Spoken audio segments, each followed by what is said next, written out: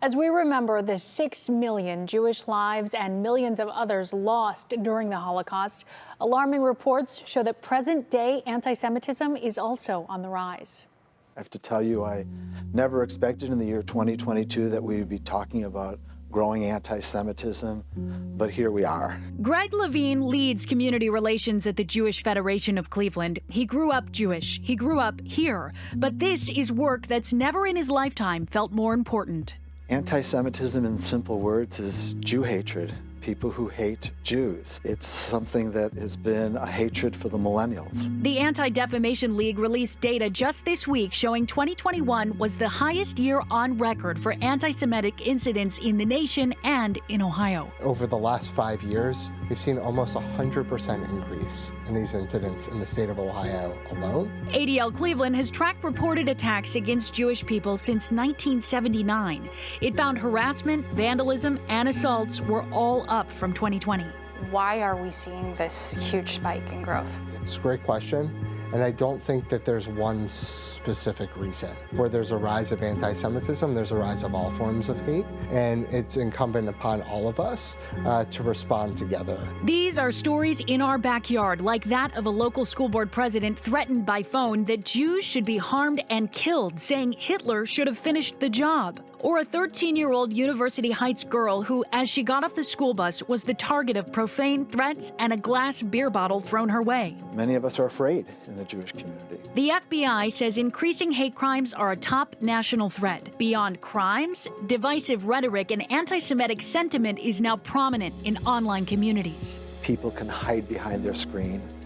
People don't have to really let other folks know that the hatred that they have. And I think that it multiplies itself in a very, very scary, awful way on social media. As conspiracy theories and dangerous ancient tropes spread even amongst public figures, this month the ADL launched its Center of Anti-Semitism Research to closely monitor trends behind those numbers growing across the political spectrum. On the right, significant violence, right-wing extremism, but on the left, it's also pervasive in areas of society. We've seen a growth of anti-Semitism on college campuses. Including Ohio State's campus, where the Student Senate's resolution this month calling to divest from 2 companies that do business with Israel left Jewish students feeling at risk.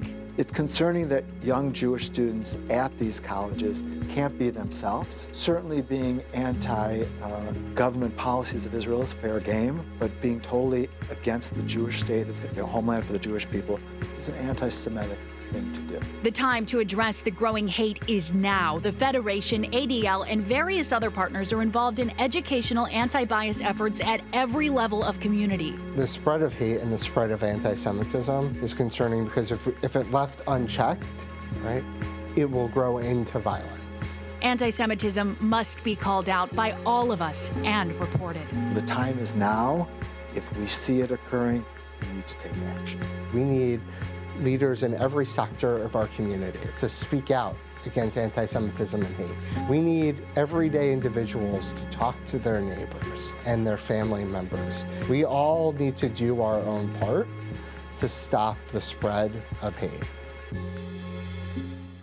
Earlier this month, Governor Mike DeWine signed an executive order adopting the International Holocaust Remembrance Alliance's working definition of anti-Semitism, which defines anti-Semitism in part as a, quote, certain perception of Jews which may be expressed as hatred towards Jews. All state agencies, departments, boards, commissions, and public colleges and universities will now work off of this definition when dealing with a possible anti-Semitic act.